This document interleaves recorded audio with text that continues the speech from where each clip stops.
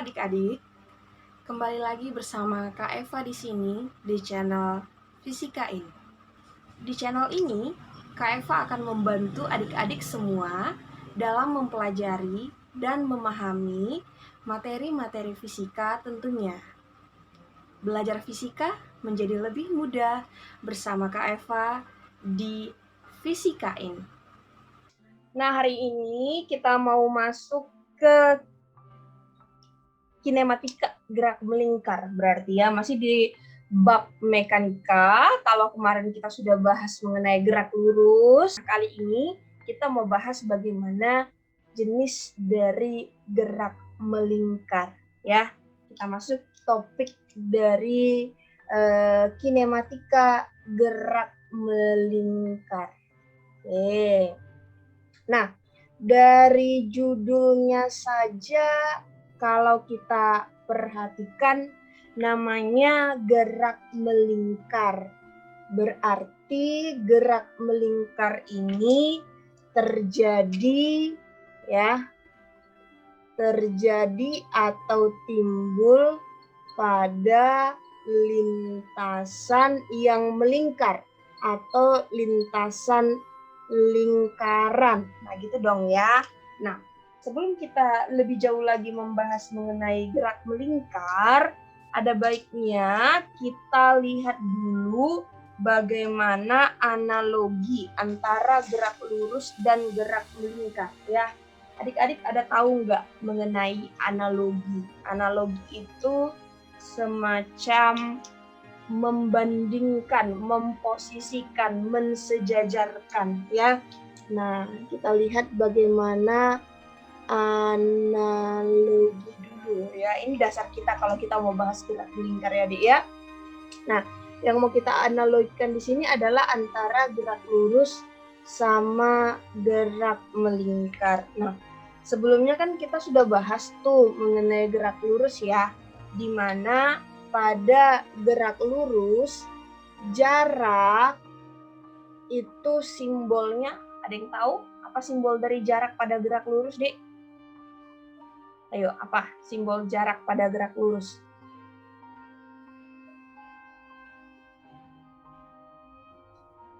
S, Kak. Yes, good. S. Maka kalau pada gerak melingkar, analoginya simbol dari gerak melingkar itu kita sebut sebagai theta. Kak, kenapa bisa theta? Karena kalau misalnya kita mau bayangkan gerak melingkar, gerak pada lintasan lingkaran, katakanlah misalnya ini lintasan lingkarannya, maka kalau ada satu benda, ini katakanlah pusat lingkarannya ya, katakanlah ada satu benda bergerak dari titik ini. Nah, mulai dari sini nih, ya dari titik A.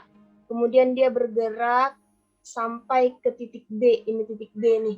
Berapa jarak yang ditempuh benda dari titik A ke titik B itu sama aja atau boleh kita analogikan dengan berapa besarnya sudut yang dibentuknya pada lintasan melingkar tadi. Sama aja dong, ya kan? Jadi jarak dari A ke B itu kalau kita analogikan sama aja dengan berapa jauh penyimpangannya, ya, atau berapa besar sudut yang dibentuknya. Sama kan, Dek? Nah, itu dia analoginya. Kemudian, kalau pada gerak lurus, kecepatan itu simbolnya apa? Ada yang masih ingat? Ada yang tahu? Apa simbol dari kecepatan? Apa, Dek?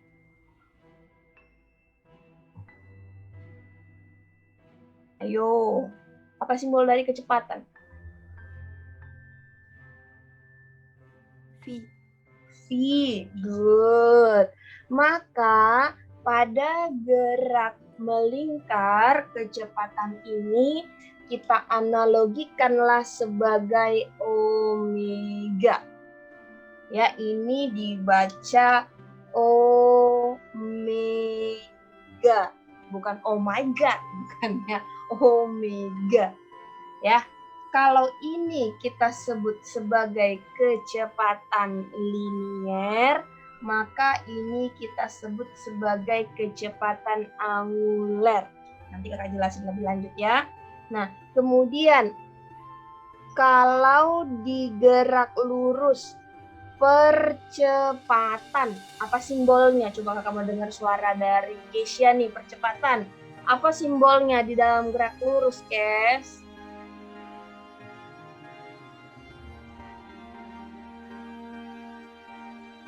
Yuk. Percepatan, acceleration. A. Yes, good. A. Maka di gerak melingkar, simbol dari percepatan atau kita sebut sebagai percepatan sudut itu simbolnya alfa. Ya, ini kita baca sebagai alfa. Nah, adik-adik, ada beberapa bahasa-bahasa baru mungkin yang kalian dengar. Kalau nanti dia bilang gerak lurus, itu nama lainnya adalah gerak translasi, ya, atau gerak linier. Ini sama nih bahasanya ya, gerak lurus, gerak translasi, gerak linier itu sama. Sedangkan kalau nanti dia sebutkan gerak melingkar, maka ini sama saja kalau dia sebutkan sebagai gerak rotasi atau gerak anguler. Ini nama-nama lainnya saja ya, Dek ya. Maka kalau V, kalau S itu kan jarak, kalau ini kan berarti kan sudutnya, sudut tempuh namanya ya. Jadi kalau yang kakak katakan theta itu adalah sudutnya, ya, sudut ketika dia bergerak melingkar. Kalau omega ini adalah kecepatan sudut atau kecepatan anguler, ya. Kalau V ini kecepatan pada gerak lurus atau kecepatan linier namanya. Kalau ini adalah kecepatan sudut. Karena benda-benda yang bergerak melingkarlah yang punya sudut. Kalau dia bergerak lurus kan nggak ada sudut yang bentuknya kan. Nah, kalau dia bergerak melingkar pasti ada sudutnya. Makanya ini namanya kecepatan sudut atau kecepatan anguler. Oke. Nah, kalau A ini adalah percepatan, kita sebut seperti biasa. Nah, kalau konteksnya dia dalam bergerak lurus, berarti ini kita sebut sebagai percepatan linier atau percepatan translasi. Sedangkan kalau dia alfa itu kita sebut sebagai percepatan sudut atau percepatan anguler. Gitu ya, Dek ya. Ini dari segi nama saja. Jadi beda namanya karena memang berbeda jenis gerakannya. Nah, ini dulu analoginya. Oke. Nah, terus kalau memang kita sudah menganalogikan, Kak, kita sudah memposisikan, mensejajarkan, ya, mensetarakan. Ada nggak hubungan antara S sama theta, V sama omega, A sama alfa? Kalau memang mereka seposisi atau sederajat, kita katakan seperti itu. Pasti ada. Di mana ya, Dek ya? S itu sama dengan theta kali R dan V itu sama dengan omega kali R serta A sama dengan alfa kali R. Jadi ini dia hubungan analogi antara gerak lurus dan gerak melingkarnya. Ini dia ya. Oke. Nah, kemudian dari segi satuan jangan lupa kalau dia S jarak ini satuannya meter. Maka kalau dia theta itu nanti satuannya adalah radian. Oke. Kalau dia V, velocity, kecepatan, meter per second. Maka nanti kalau dia omega, ya, berarti dia adalah radian per second. Kemudian kalau dia A, acceleration atau percepatan linier, satuannya meter per second kuadrat. Maka kalau dia percepatan sudut, satuannya ini adalah radian per second kuadrat. Itu dari segi satuannya. Nah, rumus tambahannya adalah omega, atau kita sebut tadi sebagai kecepatan sudut atau kecepatan angular, di mana untuk mencari omega, ya, atau ini kita sebut juga sebagai frekuensi sudut. Jadi nama lain dari omega boleh kecepatan sudut atau kecepatan angular, ini juga boleh kita sebut sebagai frekuensi sudut. Jadi ini sama saja ya adik-adik ya, di mana omega itu boleh kita katakan 2pi kali frekuensi, atau omega itu sama dengan 2pi dibagi dengan periode. Jadi yang penting kalian ingat di sini, bedakan mana kecepatan sudut, mana percepatan sudut. Tambahannya omega selain disebut sebagai kecepatan sudut dan kecepatan angular, maka disebut juga sebagai frekuensi sudut. Frekuensi sudut. Oke? Ya. Nah, ini dia. Oke, sampai di sini kira-kira ada pertanyaan, Dek? Bisa?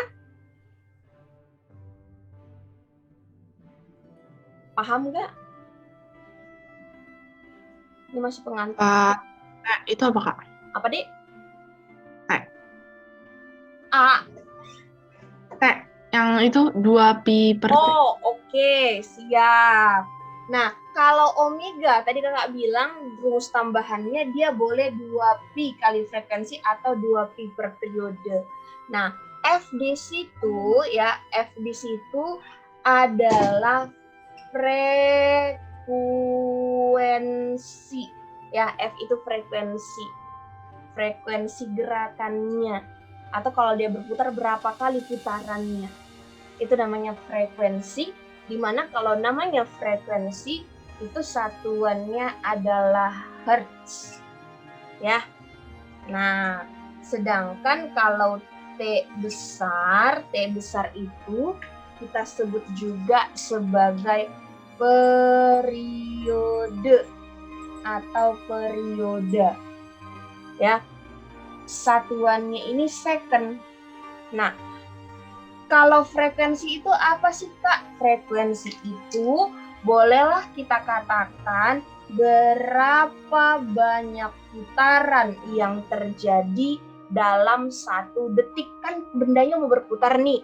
Nah, kira-kira kalau dalam setiap 1 detik ada berapa kali putaran yang terjadi, itu namanya frekuensi.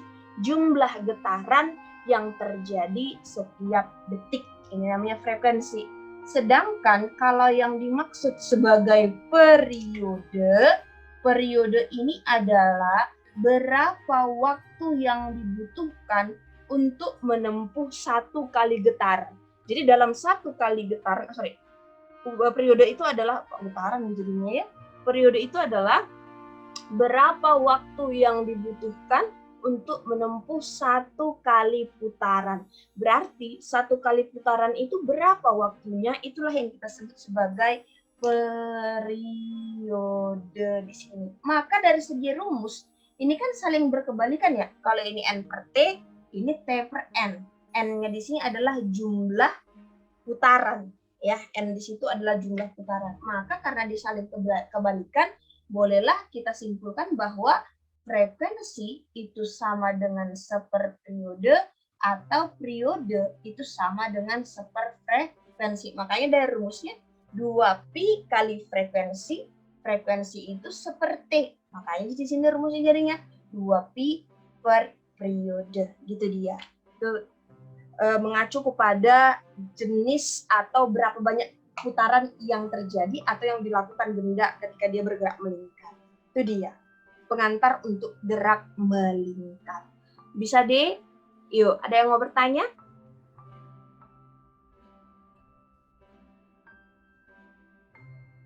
Yuk, paham nggak? Kakak lebih senang kalau bertanya.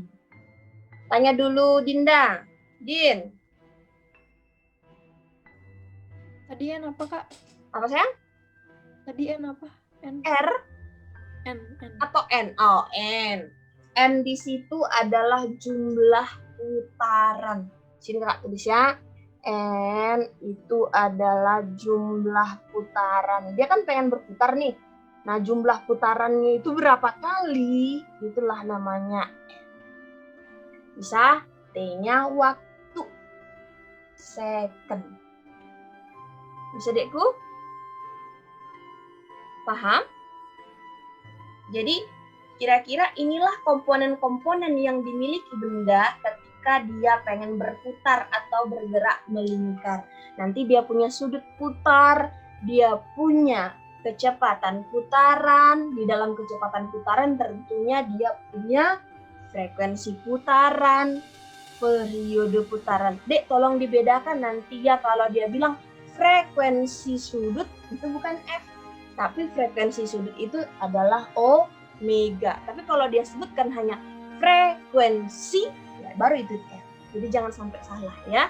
Nah, kemudian ketika dia berputar juga dia punya percepatan sudut. Nah, inilah dia pembukaan untuk gerak melingkar komponen-komponen yang dimiliki benda ketika dia berputar. Bisa dekku? Kak, maaf, yang tadi yang F sama dengan 1/T itu maksudnya apa, Kak? Saling berkebalikan rumusnya nggak? F itu N per T, jumlah putaran yang terjadi setiap detik. Kalau periode, banyaknya waktu yang dibutuhkan untuk membentuk satu kali putaran. Jadi berapa waktu yang dibutuhkannya untuk membentuk satu kali putaran, itulah periode. Berarti kan di sini kan rumusnya kebalikan kan? Kalau ini N per T, ini T per N, saling berkebalikan. Maka untuk menuliskannya secara matematis hubungan antara frekuensi dan periode, di mana hubungannya ini saling berkebalikan, maka F boleh kita tulis seperperiode ataupun periode itu sama dengan seperfrekuensi. Ini namanya saling berkebalikan, nggak sebanding, melainkan namanya ini berbanding terbalik. Gitu dia. Bisa dekku? Ini dulu ya dek ya untuk komponen-komponen yang dimiliki benda ketika berputar. Oke, kalian boleh SS biar kakak lanjutkan lagi. Yuk, silahkan.